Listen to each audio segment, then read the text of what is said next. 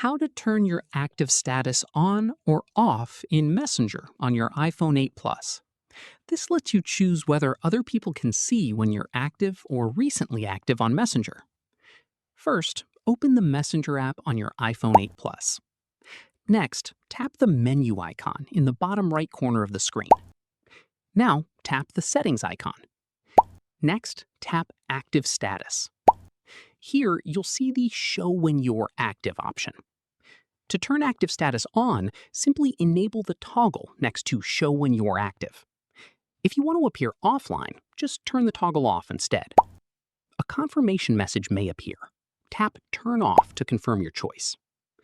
Once active status is turned off, other people won't be able to see when you're active or recently active on Messenger. Keep in mind that you also won't be able to see the active status of other people.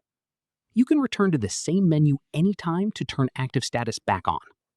And that's how you can turn active status on or off in Messenger on your iPhone 8 Plus.